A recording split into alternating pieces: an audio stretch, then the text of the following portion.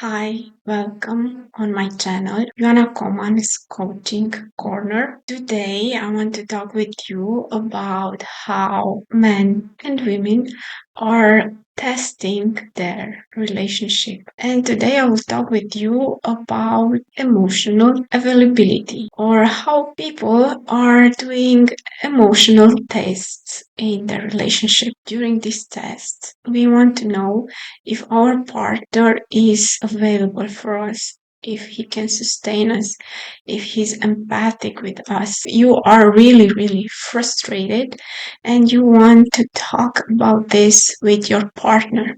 So when you're furious and bothered by something that your partner did, and you really want to tell him that in that moment you're vulnerable and you feel that you really need the courage to tell him, I have something that really bothers me and I don't know how to tell you, it has to do with something that you did, and you really don't know what to do in that moment. How can you talk with him? And the best way is to be assertive, like to go and talk with him in a calm manner and say what you have in your heart. Because these moments when you are vulnerable and honest, those moments, if the relationship is healthy, will make a strong connection. If you both together are looking for solutions, because when you go and you want to speak with your partner, you would want to see that he will come and help you. He will sustain you. He will do something that will make your relationship be stronger. And if you both are looking for solutions, you will be more comfortable and trusting in that relationship. So this is a way that people are trying to see if that relationship will go further or not.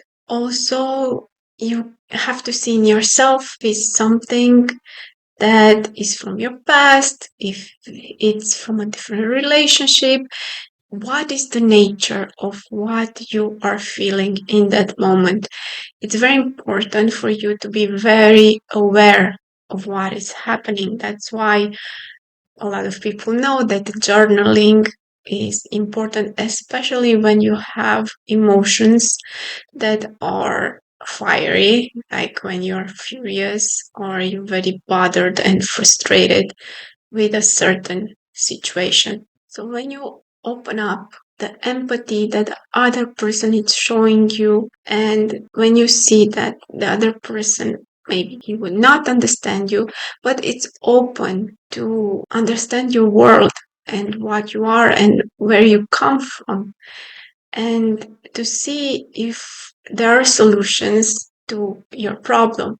And even if there is no solution, the fact that the other person stayed there and listened to you and made you feel appreciated and understood, that can heal a lot of wounds and can make you more trusting of the other person. An example, you will not say, I hate it when you ignore me.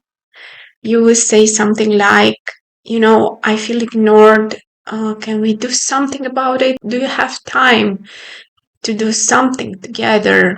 Let's say in 5 hours or tomorrow or something. Like you are waiting to see if the other person comes and joins you in something that is important for you. But should never ever say, you always do this, you always do that, you always are ignoring me. What is also very important when you are trying to say something is not only what you are saying, it's very important also what kind of body posture you have, what how you look. Like it's good if you can look almost all the time in the partner's eyes, but not necessarily all the time. And also it's good to be relaxed when you talk with somebody.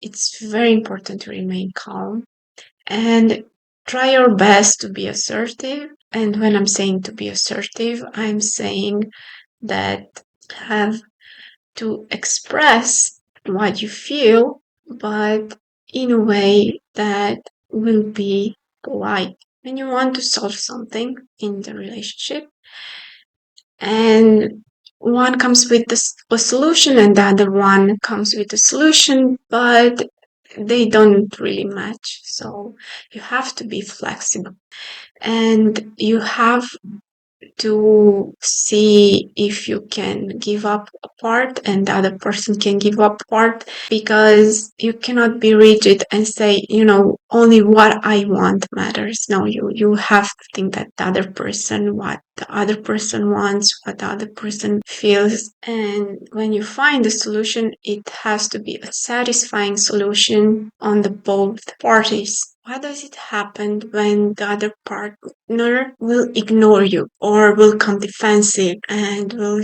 keep saying, no, this is not important, or will start to gaslight you, or will start to minimize what you're saying, and you will start to feel very, very, very small. But what will happen if you are bothered and furious of the partner's behavior and you want to tell him, but the other person will not listen to you, will dismiss you, will just ignore you, and or will minimize you. You will feel like you don't matter too much in the relationship, or you will not know how to act, because when somebody is toxic or is a narcissist, they will be so subtle that you would not know what is happening, because they are very good with subtle manipulation. They are very good with making you feel guilty, or they might give you the silent treatment. Why it's important for them to do that is because they want to have control all the time,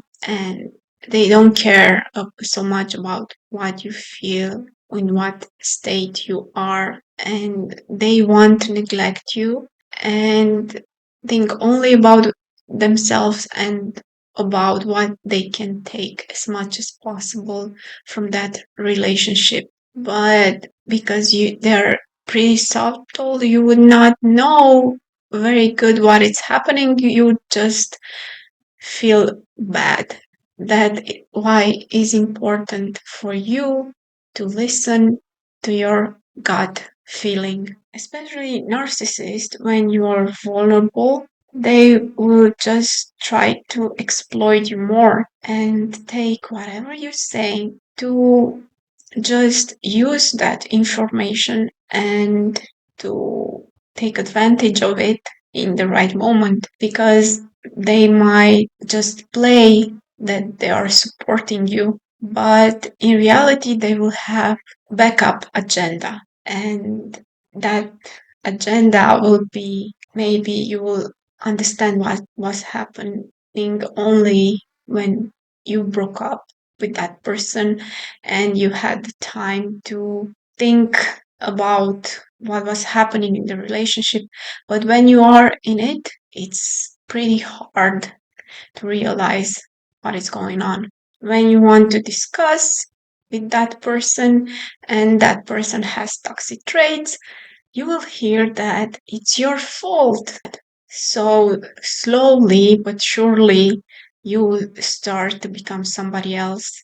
Your being will start to be minimized in time. When these things are happening, it's very important to have a circle of good friends. You should never, ever, when you enter in a relationship, renounce at your friends, at your family. You have to have a good support no matter what, because they are the first one to tell you if something is not right.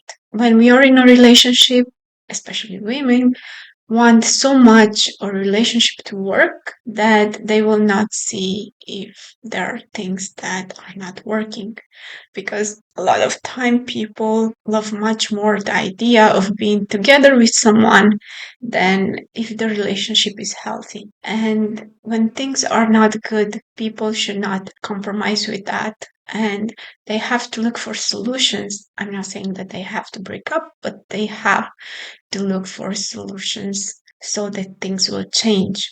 One of the solutions sometimes is short separation. When you are not together with the other person, you can start to see things more clearly, and you also have a time to cool down. And if that will not solve the problems, you can look for somebody who's specialized and can help you with the things that are not working in that relationship and you feel that are bothering you and are also disrupting your daily life. So, this is what I had to say for today. Thank you so much for watching. So, if you found this video helpful, don't forget to like, share, and subscribe for more insightful discussions on relationships. Until next time, take care and stay connected. Bye.